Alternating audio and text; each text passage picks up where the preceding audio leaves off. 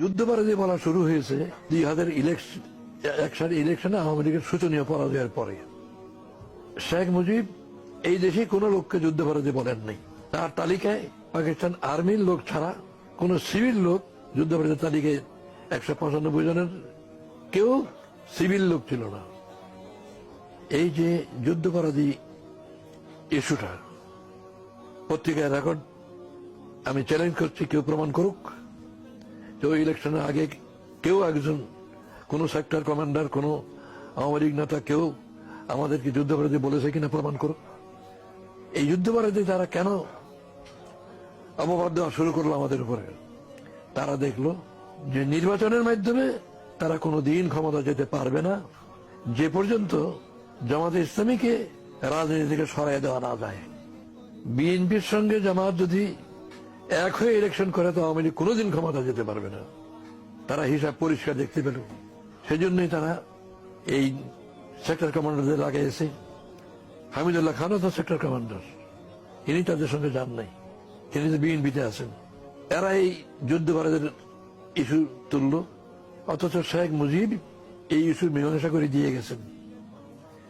তিনি যুদ্ধপরাধী হিসাবে পাকিস্তান আর্মির 195 জন উচ্চ সামরিক কর্মকর্তাকে তালিকাভুক্ত করলেন এবং আইন করলেন তাদের বিচার করার জন্য। সে আইনে আমাদের বিচার করার চেষ্টা হচ্ছে। তাদেরকে তিনি ক্ষমা করে দিলেন। পাকিস্তানের সঙ্গে সিমলা চুক্তি হলো, এই চুক্তিতে তাদেরকে সবাইকে মুক্তি দিয়ে দিল। তারা তো ভারতে আটক ছিল, তাদেরকে পাকিস্তানে চলে যেতে দিল, তাদেরকে ক্ষমা করে দিল। শেখ মুজিব বলল যে বাঙালি জানে কিভাবে ক্ষমা করতে হয়।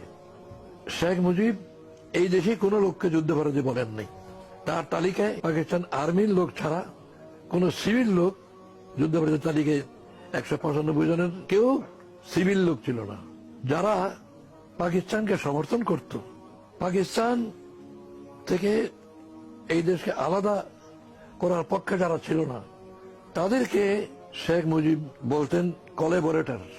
তাদের বিচারের জন্য আলাদা আইন করেছিল। সে আইনে লাখখানিক লোক গ্রেপ্তার হল, অ্যারেস্ট হলো এত লোক, তার মধ্যে বিচার করে কিছু লোককে শাস্তি দিল, এগুলি পরিসংখ্যান আছে।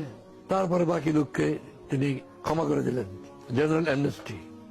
বললেন যে যারা খুন করেছে, ব্যভিচার করেছে, লুট করেছে,